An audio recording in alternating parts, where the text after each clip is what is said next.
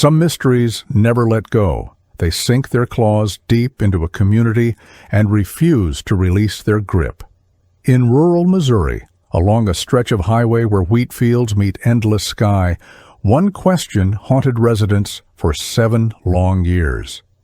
What happened to Officer Ashley Mitchell? On September 14, 1991, this respected patrol officer simply vanished without a trace. Her last radio call came at 3:47 in the afternoon. 7 years later, what searchers discovered would turn their blood cold. This isn't just another missing person case. This is a story about secrets buried in small-town America, about the thin line between civilization and wilderness, and about a discovery so disturbing it would haunt everyone involved for the rest of their lives. Before we dive into this chilling mystery, let me know in the comments where you're watching from, and don't forget to subscribe for more vanished stories. Ashley Mitchell wasn't just another face behind a badge. At 32, she had spent 8 years patrolling the lonely highways of Benton County, Missouri. Locals knew her chrome patrol motorcycle by its distinctive rumble, and they knew Ashley by her genuine smile and calm demeanor. She stood 5'6" with dark brown hair always pulled back in a regulation bun, her uniform pressed to perfection. Ashley had a reputation for stopping to help stranded motorists, often spending her own money on gas for families who couldn't afford to fill their tanks. She kept jumper cables, a toolbox, and emergency supplies in her bike's storage compartments. In 8 years of service, Ashley had never missed a shift, never filed a complaint, and never raised her voice during an arrest. Her supervisor called her the most reliable officer he'd ever worked with. Saturday morning, September 14, 1991, dawned clear and bright across Benton County. The temperature sat at a comfortable 72 degrees with light winds from the southwest. Ashley arrived at the station at 6:45 a.m., 15 minutes early as always. She performed her routine equipment check, testing her radio, inspecting her motorcycle's tires and engine, and reviewing the overnight incident reports. The desk sergeant remembered her stopping by his desk to chat about her weekend plans. She intended to visit her parents in Springfield after her shift ended. At 7:30 a.m., Ashley made her first radio contact with dispatch, reporting clear weather conditions and normal traffic flow along her assigned route. Her voice sounded relaxed and professional. Nothing in her tone suggested any concern or unusual circumstances. The dispatcher on duty later said it was just another routine Saturday morning conversation. Highway 287 stretched like a ribbon through Missouri's heartland, connecting small farming communities across 60 miles of rolling countryside. Ashley's patrol route took her past golden wheat fields, scattered cattle ranches, and farmhouses set back from the road behind groves of oak and maple trees. The highway saw moderate traffic on weekends, families driving to visit relatives, farmers hauling equipment, and the occasional tourist exploring rural America. Ashley knew every mile marker, every dirt road intersection, and every building along her route. She made regular stops at Miller's gas station for coffee and at Riverside Diner for lunch. The area was prone to mechanical breakdowns during hot summer months, and Ashley had helped countless stranded motorists over the years. Most of her route consisted of long, straight stretches with good visibility, making it relatively safe for both patrol work and civilian travel. At exactly 3:47 p.m., Ashley's voice crackled over the radio for the final time. She reported Code 7, meal break, to dispatch, indicating her location as mile marker 143 near the old Riverside Bridge. This put her approximately 30 miles northeast of the county seat, in an area where farms gave way to more rugged terrain. The dispatcher acknowledged her transmission and logged the time in the daily report. Ashley's voice sounded normal, perhaps slightly tired after 8 hours of patrol duty, but showing no signs of distress or concern. She was expected to resume patrol at 4:30 p.m. and check in with dispatch within the hour. The radio fell silent. Later, investigators would analyze that final transmission dozens of times, searching for any hint of what was about to unfold. They found nothing. Ashley's last words were routine, professional, unremarkable, and final. By 4:45 p.m., dispatcher Linda Rodriguez noticed Ashley hadn't resumed patrol. Following standard protocol, she attempted radio contact. Static filled the airwaves. At 5:15 p.m., Rodriguez tried again, her voice carrying a note of concern as she called Ashley's badge number. Still no response. The radio silence stretched uncomfortably as other units on patrol began listening for their missing colleague. At 5:30 p.m., Sergeant Tom Bradley attempted to reach Ashley directly. When his calls went unanswered, Bradley initiated search protocols. The clock on the station wall read 6 p.m. when the first search units rolled out of the parking lot, their red and blue lights cutting through the approaching dusk. None of them knew they were beginning a search that would consume the community for 7 years. The silence that began that September evening would become the most haunting sound Benton County had ever known. 3 patrol units raced toward mile marker 143 as the sun dipped below the horizon. Sergeant Bradley coordinated the search from his cruiser, directing officers to spread out along Ashley's known route. They found her last known location near Riverside Bridge, but the area revealed no clues. No skid marks on the asphalt, no broken glass, no signs of an accident or struggle. Ashley's motorcycle and her distinctive blue uniform were nowhere to be seen. As darkness fell, local volunteers began arriving with flashlights and lanterns. Farmers abandoned their evening chores to join the search. Wives packed sandwiches and thermoses of coffee. Children were sent to stay with neighbors as adults organized into search teams. They combed ditches, checked abandoned buildings, and called Ashley's name into the growing darkness. The rural community that had adopted Ashley as one of their own rallied to find her. But as midnight approached, the searchers had found nothing. Dawn on September 15th brought reinforcements from across 3 counties. State police helicopters swept the countryside in grid patterns, while ground teams followed every dirt road and farm track. Sheriff's deputies from neighboring counties arrived with tracking dogs and specialized search equipment. The command post, established in the parking lot of Miller's gas station, buzzed with activity as search coordinators plotted areas covered and assignments for volunteer teams.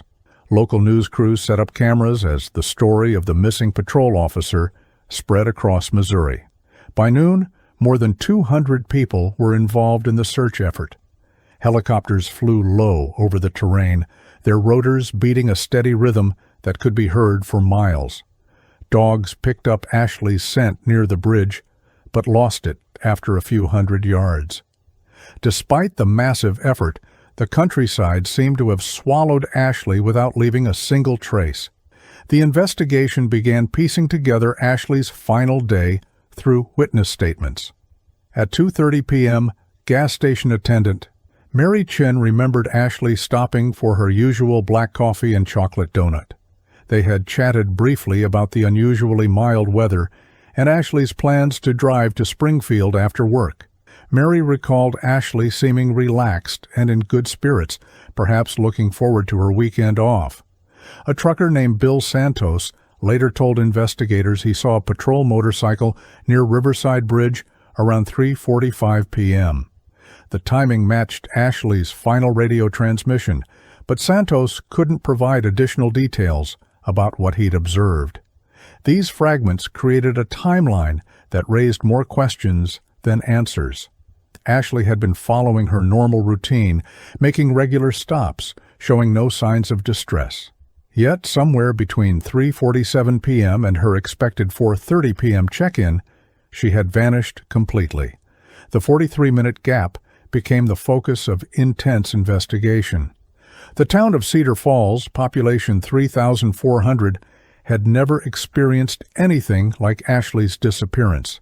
Churches organized prayer vigils where community members held candles and shared memories of the missing officer.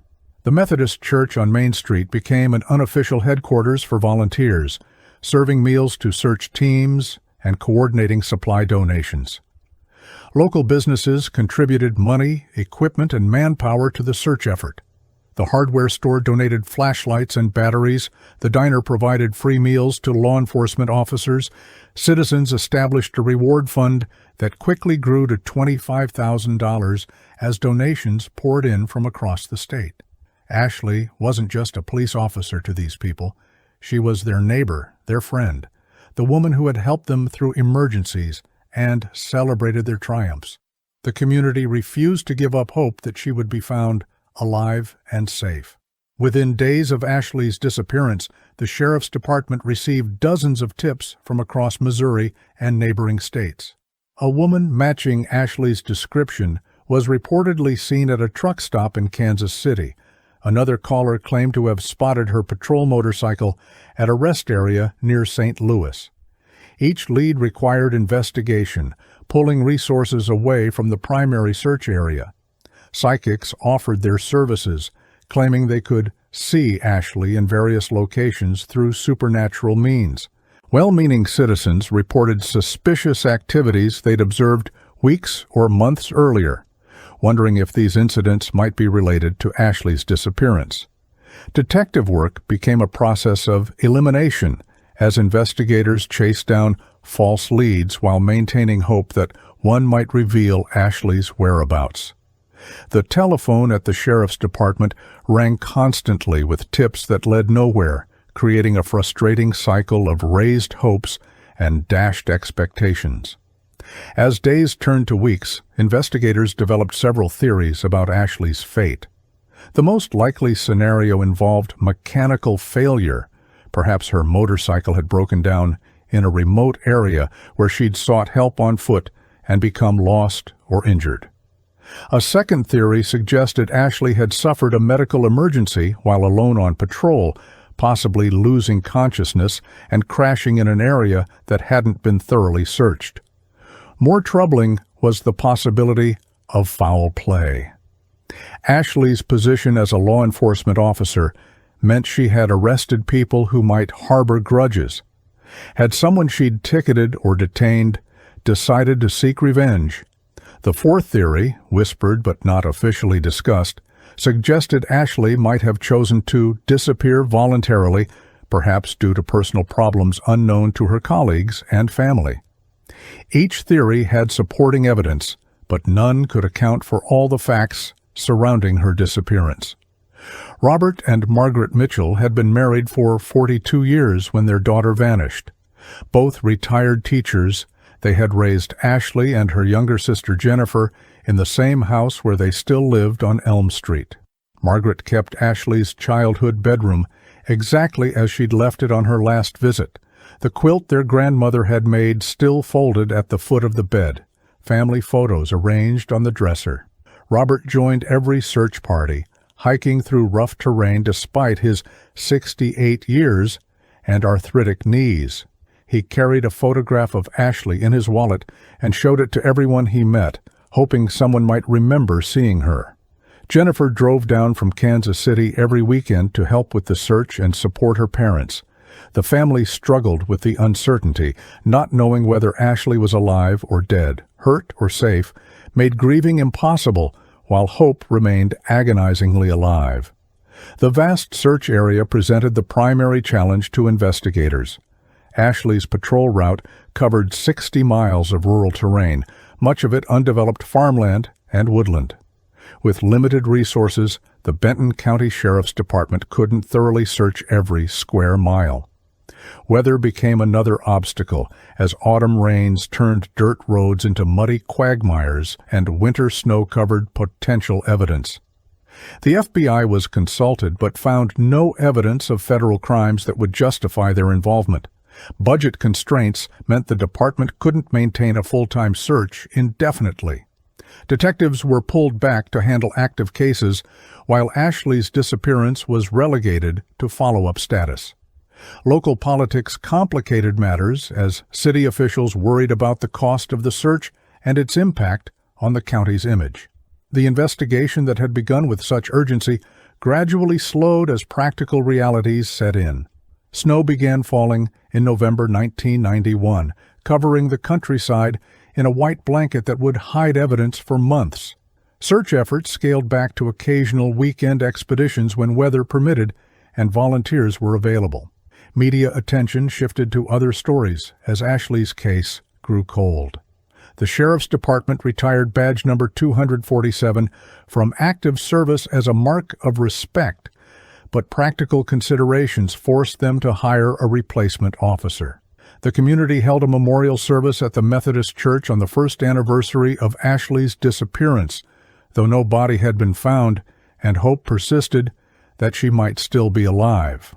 Margaret Mitchell attended the service clutching Ashley's favorite coffee mug, while Robert stood stoically beside her, his eyes fixed on the stained glass windows above the altar. The service ended with the congregation singing Ashley's favorite hymn, Amazing Grace, their voices carrying across the snowy cemetery next to the church. Detective Mike Torres transferred to Benton County in spring 1993, bringing 15 years of experience with the Kansas City Police Department. Torres had specifically requested assignment to the cold case unit, motivated by personal experience with unsolved crimes. His own brother had been murdered in 1987, and the case remained open. Torres approached Ashley's disappearance with fresh eyes, reviewing every report, evidence photo, and witness statement. He discovered small inconsistencies in some witness accounts and noticed that certain areas along Ashley's route hadn't been thoroughly searched. Torres also found references to 2 other missing persons cases in the region, disappearances that had been investigated separately but shared troubling similarities with Ashley's case.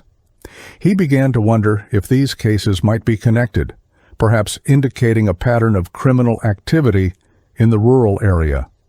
Torres discovered that rancher Dale Hoffman had disappeared in 1989 while driving alone on Highway 287. 2 years later, traveling salesman Gary Peterson vanished along the same route.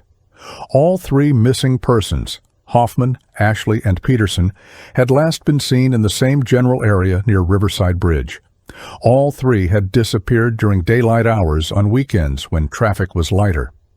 All 3 cases involved people traveling alone without witnesses to their final moments. Torres created a map, marking the locations where each person was last seen, noting that they formed a rough triangle centered on the Riverside Bridge area.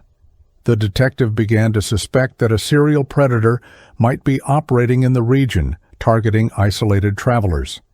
This theory would explain why Ashley's patrol training and experience hadn't prevented her disappearance. She might have been dealing with someone who had already successfully committed similar crimes. As Torres investigated connections between the 3 cases, he encountered unexpected resistance from some community members.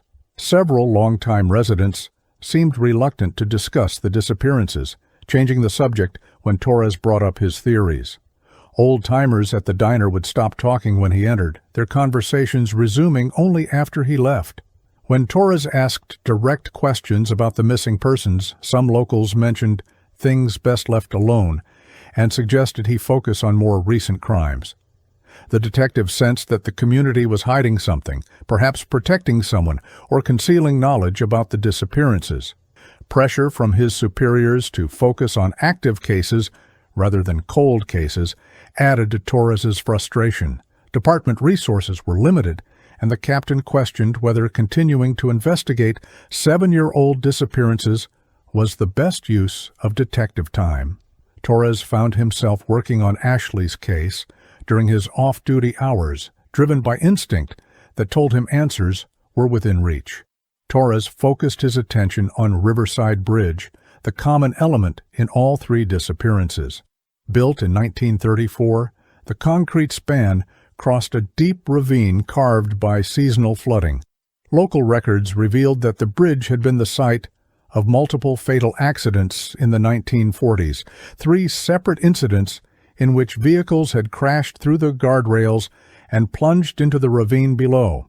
An elderly resident mentioned that locals had considered the bridge cursed or unlucky for decades, though most dismissed such talk as superstition.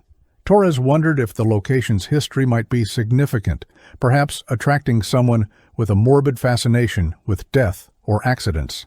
He requested engineering reports on the bridge's construction and maintenance, looking for anything that might explain why 3 people had vanished in the same area over a 4-year period. The bridge itself appeared structurally sound, but its isolated location made it an ideal spot for someone to intercept travelers without witnesses. During his investigation, Torres heard whispers about the old Mackenzie place, an abandoned ranch property located about 10 miles from Riverside Bridge. The property's owner, Ezra Mackenzie, had died in 1987, and the land had sat empty since then. Local teenagers occasionally used the property for parties, but most adults avoided the area. Several people mentioned that Mackenzie had been a reclusive man who discouraged visitors and posted no trespassing signs throughout his property. Stories circulated about strange activities at the ranch during Mackenzie's final years: unusual lights seen at night, the sound of machinery running at odd hours, and visitors who came and went without being seen in town. Torres dismissed most of these stories as rural gossip, but the consistent references to the Mackenzie property made him curious. If someone was abducting people in the area, an isolated ranch with no current residents would provide the perfect hiding place. Torres drove out to inspect the Mackenzie property on a cold February morning in 1994. The ranch consisted of 2,000 acres of rough terrain, including wooded hills, ravines, and pastures that hadn't been used for grazing in years. The main house had burned down in 1988, leaving only a stone foundation and a brick chimney standing among the weeds. Several outbuildings remained standing, but were in various states of decay. A barn with a partially collapsed roof, a machine shop with broken windows, and a concrete block building that might have been used for storage. Torres conducted a preliminary search of the accessible buildings, finding only the expected debris of abandonment: rusted tools, rotted lumber, and evidence of animals that had made homes in the structures. Nothing seemed obviously connected to the missing persons cases, but the property's size and isolation made a thorough search impossible without significant resources. Torres made note of the location and planned to return with proper equipment. When Torres requested funding for ground-penetrating radar equipment to search the Mackenzie property, his request was denied due to budget constraints. Legal issues also arose regarding access to private property. Even though the land was abandoned, it still had an owner of record, and proper warrants would be required for any official search. Torres grew frustrated with the bureaucratic obstacles that seemed designed to prevent progress on the case. His colleagues began to question his focus on the cold cases, suggesting that he was becoming obsessed with unsolvable mysteries. The detective found himself investigating during his personal time, using his own resources to follow leads that the department wouldn't fund. His marriage began to suffer as he spent weekends driving rural roads, interviewing elderly residents, and searching for clues in areas that had been searched multiple times before. Torres's wife complained that he talked about Ashley Mitchell more than he talked about their own family. Despite the personal cost, Torres couldn't abandon Ashley's case. He visited the Mitchell family regularly, updating them on his progress and maintaining their hope that answers might still be found. Robert Mitchell's health had declined significantly. The stress of not knowing his daughter's fate had contributed to heart problems and diabetes. Margaret continued to set a place at the dinner table for Ashley, refusing to accept that her daughter might never come home. Torres felt the weight of the family's trust and their desperate need for closure.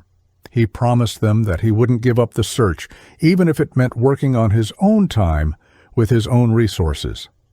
The detective understood that solving Ashley's disappearance had become more than a professional obligation.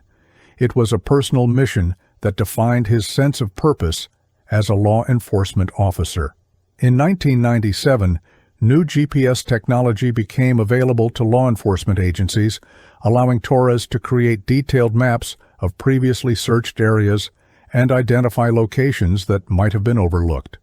Computer modeling helped him analyze patrol routes, timing, and geographical features to suggest where Ashley might have gone after her final radio transmission. The technology revealed 3 areas along her route that hadn't been thoroughly searched due to difficult terrain or private property issues.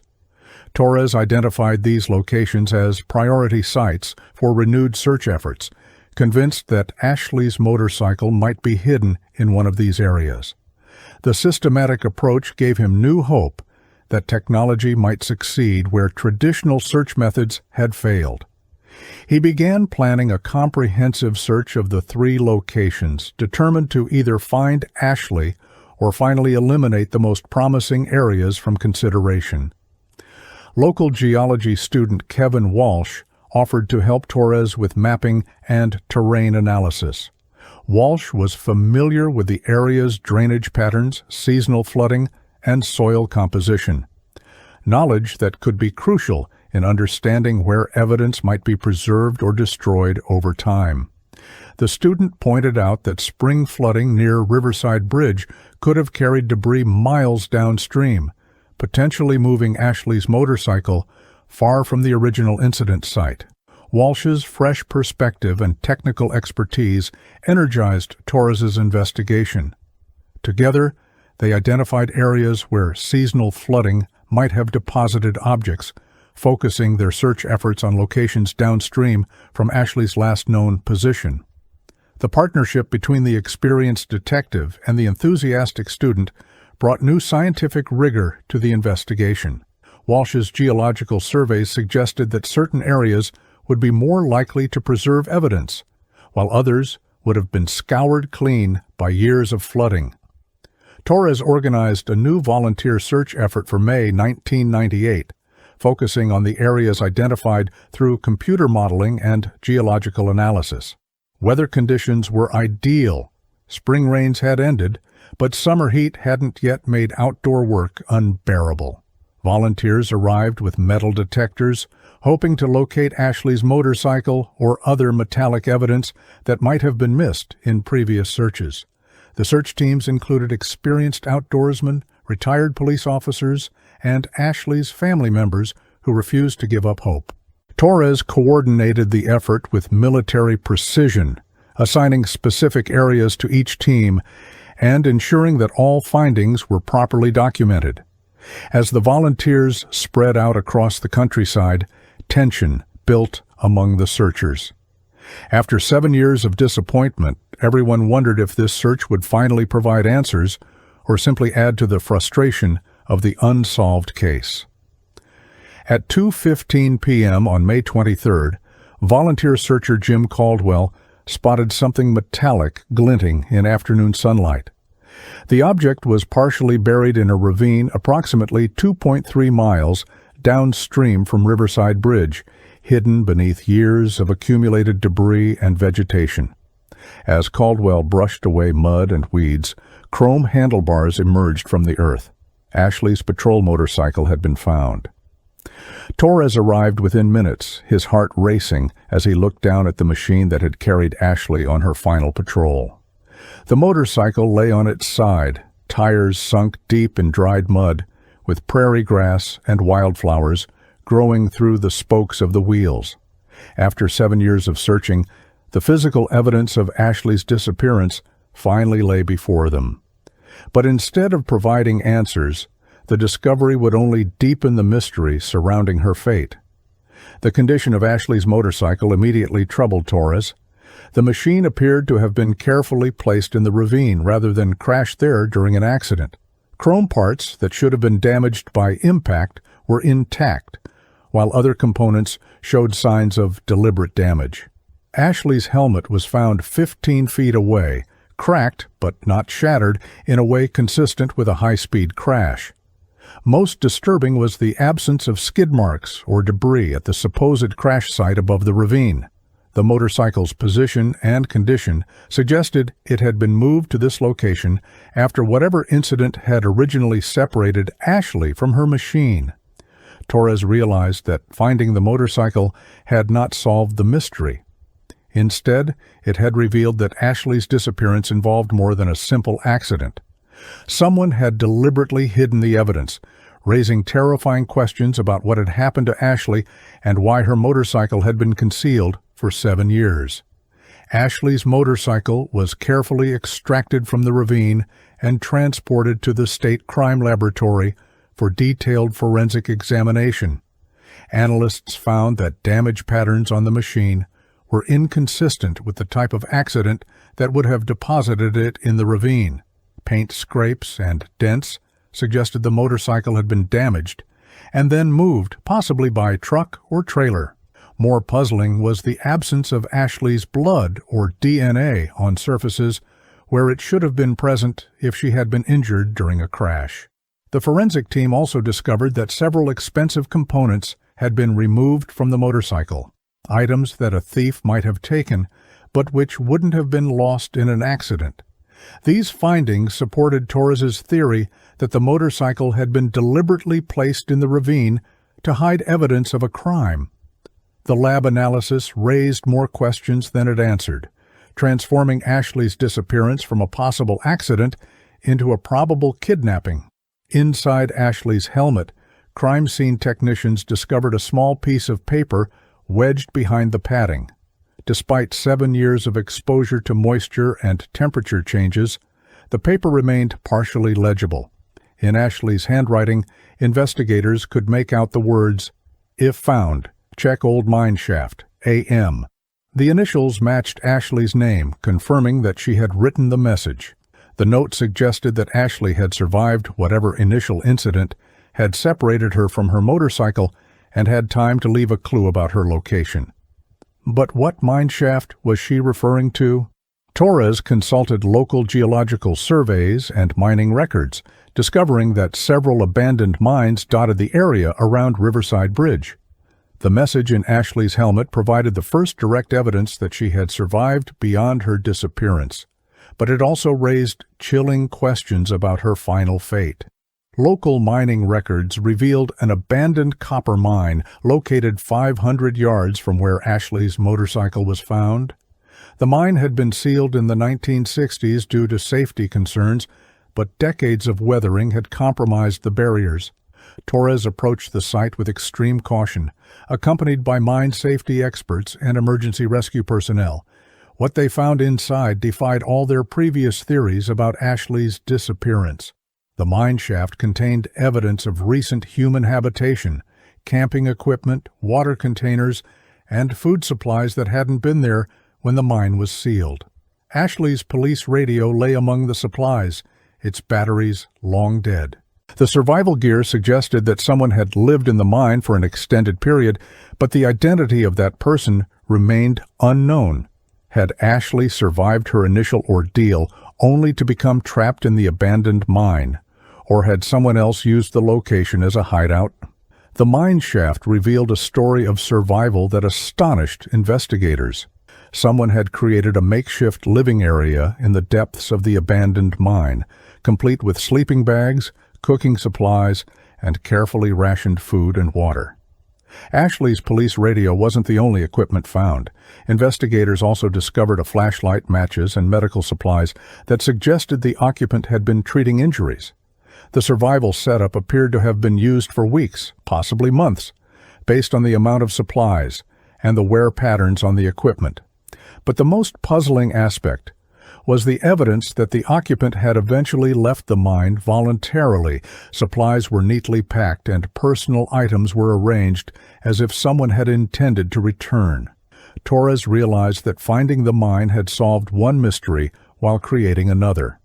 Ashley, or someone connected to her case, had survived in the mine for an extended period, but their current whereabouts remained unknown. Among the supplies in the mine shaft, investigators found a water-damaged journal that told Ashley's incredible survival story. The entries, written in her distinctive handwriting, described how she had been injured in a motorcycle accident near Riverside Bridge and had crawled to the mine shaft seeking shelter. Ashley had managed to survive for weeks in the underground hideout, treating her own injuries with supplies from her first aid kit and rationing food she had carried in her motorcycle's storage compartments. The journal entries revealed her repeated attempts to signal for help using her police radio, but the mine's depth and rock walls blocked transmission. Ashley had climbed out of the mine several times to try to reach civilization, but injuries and disorientation had forced her to return to the safety of her underground shelter. The journal provided a day-by-day account of her struggle to survive while hoping for rescue. Ashley's condition had deteriorated over time, according to her journal entries. Untreated injuries, limited food supplies, and the psychological stress of isolation had taken their toll. Her handwriting became increasingly shaky, and her entries shorter and less coherent. The final entry, dated October 7, 1991, 23 days after her disappearance, mentioned hearing voices and seeing lights near the mine entrance. Ashley's last written words were haunting. "Someone's coming, finally going home." The journal ended abruptly after that entry, leaving investigators to wonder what had happened during Ashley's final hours in the mine. Had rescuers finally found her, or had her deteriorating mental state caused her to imagine voices that weren't there? The journal's final entry provided no clear answers, only the chilling suggestion that Ashley's ordeal had ended in a way that remained hidden from investigators. Despite finding Ashley's survival site, investigators still had not located her remains. An extensive search of the mine shaft and surrounding area revealed no human bones or other evidence of Ashley's final fate. The investigation expanded to include interviews with local residents who might have been in the area during October 1991. Torres theorized that someone had indeed found Ashley at the mine, either rescuing her or discovering her body, but had failed to report the incident to authorities. The lack of physical remains meant that Ashley's case remained officially unsolved, even though her journal had provided insight into her survival efforts. Torres continued to follow leads and interview potential witnesses, hoping to find someone who could explain what had happened to Ashley after her final journal entry.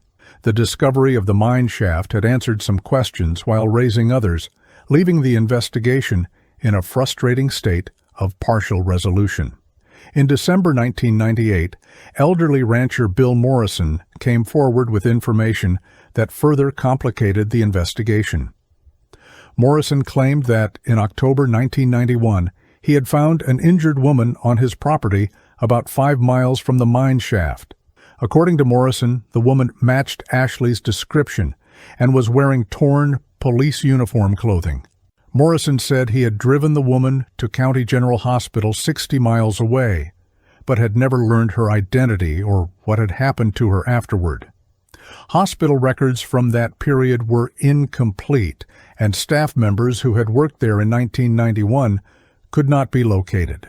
Morrison's story provided a possible explanation for Ashley's disappearance from the mine shaft, but it also raised new questions about why no official record existed of her treatment.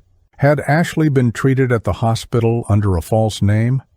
Was Morrison's memory accurate after 7 years?